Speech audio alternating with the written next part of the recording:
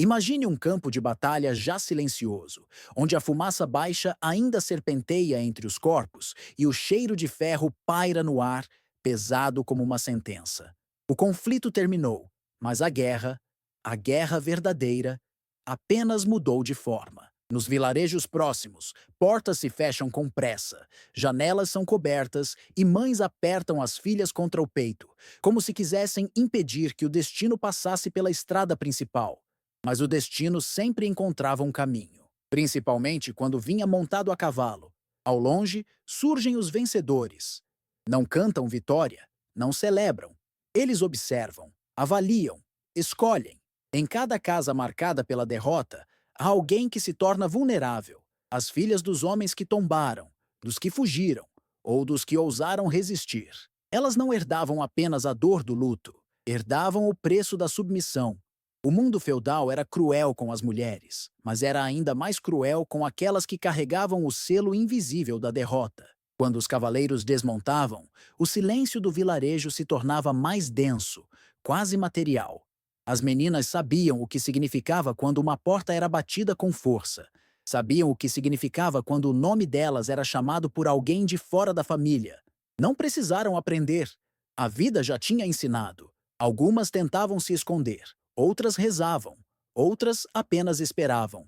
Porque na lógica dos vencedores, as filhas dos derrotados não eram vistas como pessoas, mas como despojos, como continuação da guerra, como punição. O que você está prestes a ouvir não aparece em tratados, não foi preservado em pergaminhos e jamais seria admitido publicamente. Sobreviveu apenas no medo das aldeias, na memória das avós, no silêncio das casas queimadas.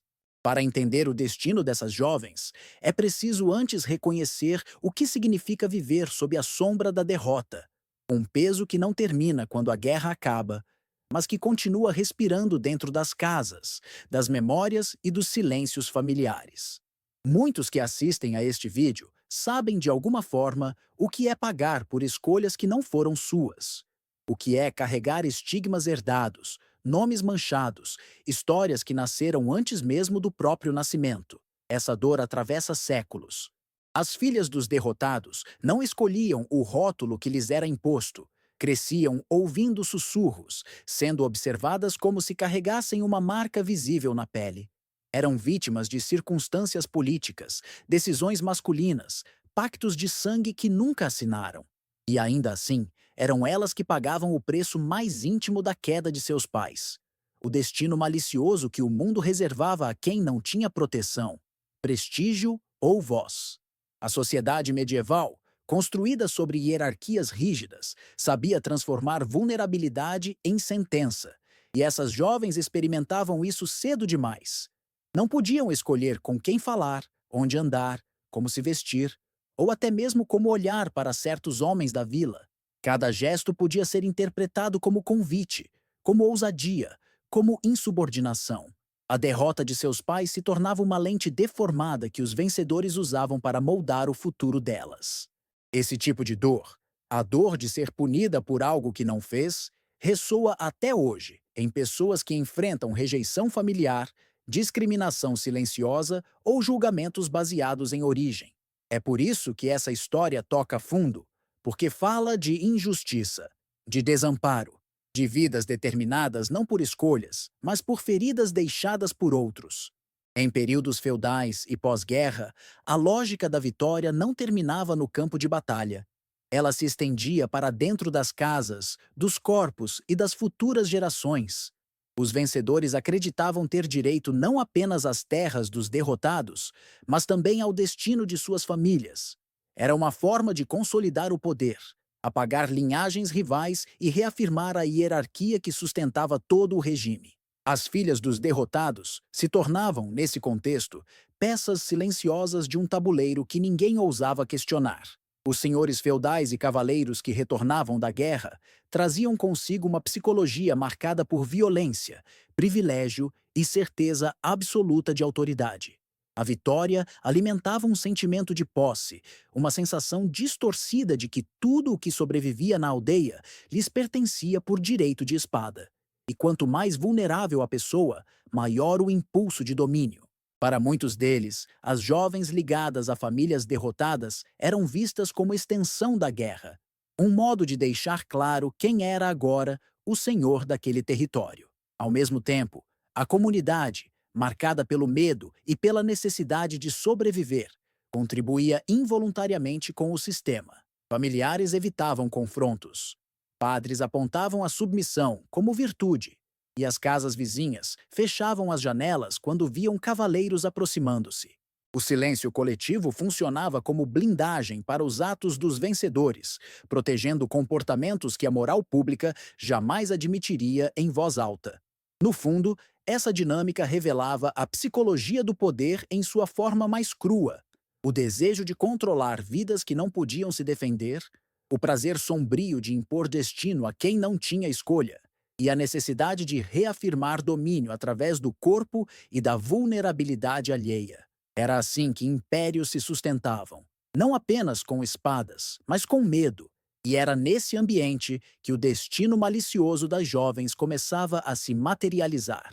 A noite caía pesada sobre o vilarejo, e apenas a lua iluminava as casas de madeira, projetando sombras longas que pareciam observar cada movimento. As mães recolhiam suas filhas antes do anoitecer, como se a escuridão fosse capaz de arrastar destinos indesejados até a porta. Mas as jovens sabiam que quando os vencedores desejavam algo, nenhum cadeado era suficiente. O som dos cascos no solo, lento, cadenciado, calculado, anunciava mais do que a chegada de cavaleiros. Anunciava a continuação da guerra por outros meios. Uma dessas jovens, de não mais que 14 anos, estava sentada perto da lareira, abraçando um lenço que pertencera ao pai morto em batalha. O pano, desgastado pelo tempo, era sua única lembrança segura. Quando o cavalo parou diante da casa, o olhar dela endureceu. Não havia choro, nem desespero, apenas um entendimento silencioso. O destino que todos esperavam que ela aceitasse. A mãe correu para fechar a porta, mas a batida veio antes que a madeira encostasse no batente. Do lado de fora, um cavaleiro desceu lentamente, ajeitando as luvas enquanto analisava a casa como quem avalia propriedades recém-conquistadas.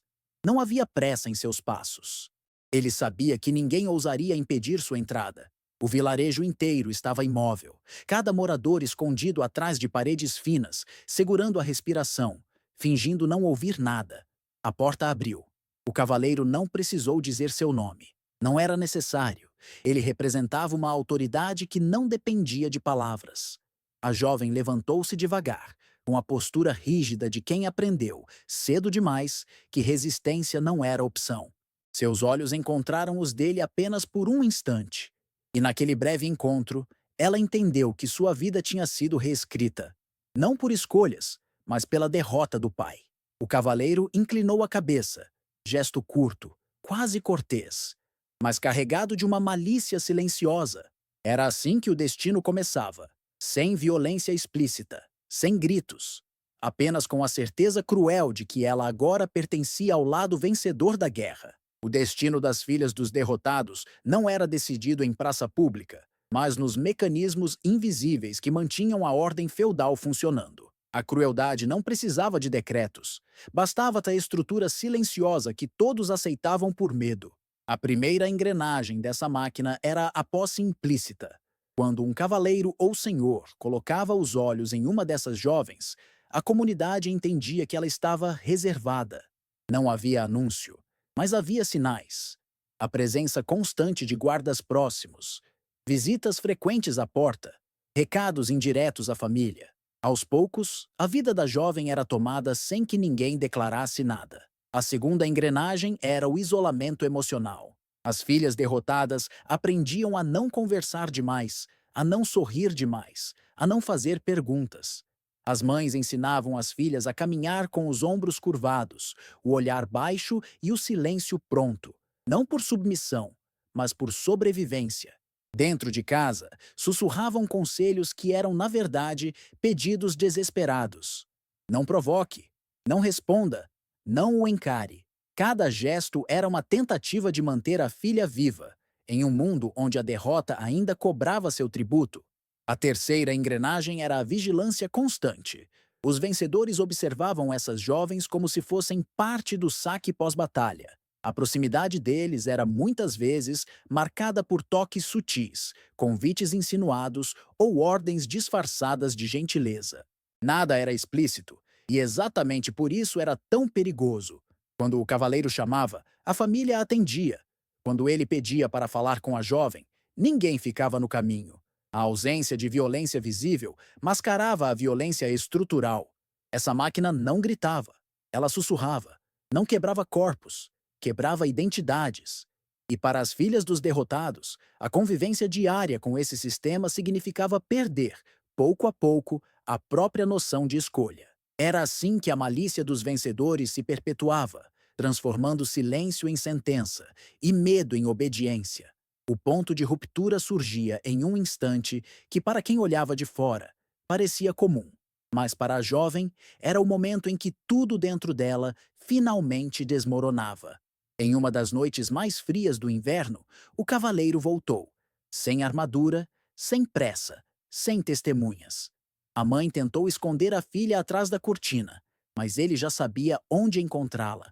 Seu olhar percorreu o ambiente com a tranquilidade de quem se considera dono de cada objeto, cada vida, cada respiração dentro daquela casa. Ele chamou o nome da jovem, com uma voz calma demais para a tensão que carregava. Ela não respondeu. Ficou imóvel, agarrada ao lenço do pai. O cavaleiro deu um passo à frente, depois outro. A mãe tentou se aproximar, mas ele ergueu a mão. Não em agressão, mas em aviso. O gesto era simples, mas nele havia uma autoridade absoluta, construída pela vitória e alimentada pelo medo. A mãe parou. A jovem parou. O silêncio parou. Quando ele tocou o queixo dela, levantando-lhe o rosto com 2 dedos, a ruptura aconteceu. Não foi o toque em si, foi a compreensão cruel por trás dele. Naquele instante, ela não era filha, não era pessoa, não era sequer alguém. Era consequência. Consequência da derrota do pai, consequência das escolhas dos homens, consequência de uma guerra que nunca lhe pertenceu. Os olhos dela se encheram de algo que não era lágrima nem raiva. Era a morte lenta de qualquer esperança de futuro. A respiração ficou curta, o corpo ficou tenso, o lenço do pai caiu no chão. E o cavaleiro, ao perceber a fragilidade que havia provocado, esboçou um sorriso quase imperceptível. Um sorriso que revelava o verdadeiro significado de vencer. A jovem não chorou, não gritou, mas por dentro, algo finalmente quebrou. E a partir daquele momento, ela entendeu que já não havia caminho de volta para quem nasce do lado errado da guerra. Depois daquele instante de ruptura, nada no vilarejo permanecia igual, ainda que aos olhos dos vencedores, tudo parecesse funcionar como antes. A jovem passou a caminhar de maneira diferente, como se cada passo carregasse um peso que não pertencia a alguém de sua idade. As pessoas a observavam com uma mistura de pena e medo, conscientes de que o que lhe acontecia poderia acontecer a qualquer uma. A derrota, afinal, não se limitava aos homens que tombaram na guerra. Ela se derramava sobre esposas, mães e filhas como uma sombra impossível de afastar. Algumas dessas jovens eram levadas para trabalhar dentro do castelo, onde continuavam sendo lembradas do próprio destino, não por violência física, mas pela atmosfera de domínio que impregnava cada corredor. Outras permaneciam no vilarejo, marcadas pelo olhar dos cavaleiros e pelo silêncio das vizinhas. A presença delas se tornava um lembrete vivo do que acontece quando o poder se mistura com impunidade. Com o tempo, esses episódios começaram a moldar a cultura local. Famílias inteiras mudavam de comportamento. Casamentos eram apressados para proteger meninas jovens. Pais escondiam filhas durante invasões. Mães ensinavam suas crianças a andar com os olhos baixos, a não chamar atenção, a evitar os caminhos frequentados pelos homens do castelo. A comunidade desenvolveu uma forma própria de sobrevivência, feita de sussurros, rotas secretas e códigos silenciosos. E mesmo quando a guerra terminava, as consequências continuavam a viver nas gerações seguintes. As filhas dessas jovens cresciam sob a mesma sombra, ouvindo histórias que nunca eram contadas até o fim. O trauma se tornava parte da educação. A desconfiança se tornava parte da identidade, e a lembrança dos vencedores tornava-se um aviso perpétuo. O poder não precisa estar presente para ferir, basta ter estado ali uma vez. Assim, o destino das filhas dos derrotados não era apenas um acontecimento histórico, era uma ferida coletiva, transmitida como herança invisível. Quando olhamos para o destino das filhas dos derrotados, entendemos que a guerra não termina quando as espadas são embainhadas. Ela continua, silenciosa, dentro das casas, das memórias e das vidas que jamais pisaram no campo de batalha. Essas jovens, esquecidas pelos livros e apagadas pela história oficial, tornaram-se testemunhas mudas do preço que a derrota impõe aos vulneráveis. Elas não empunharam armas, não fizeram alianças, não escolheram lados, mas pagaram, sozinhas, o tributo mais íntimo de um mundo governado pela força. O silêncio que envolvia essas histórias não era acidente, era estratégia. Era a forma que os vencedores encontravam para perpetuar o domínio, muito depois do fim dos conflitos. O sofrimento delas não deixava marcas visíveis nas muralhas do castelo, mas deixava cicatrizes profundas na estrutura social. Cicatrizes que moldaram gerações de mulheres ensinadas a temer, a recuar, a se esconder. O poder, especialmente aquele exercido sem testemunhas, sempre prefere atuar na sombra. E é na sombra que as histórias mais cruéis costumam viver. Hoje, ao revisitar essas memórias, percebemos que a vitória e a derrota não são apenas eventos militares. São forças que atravessam o corpo humano, que moldam a forma como as sociedades se organizam, que definem aquilo que é permitido e aquilo que é silenciado. As filhas dos derrotados não desapareceram. Elas ainda ecoam nos medos herdados, nos comportamentos cautelosos, nas histórias que nunca chegaram às páginas dos historiadores. E fica uma última pergunta, tão antiga quanto a própria violência humana.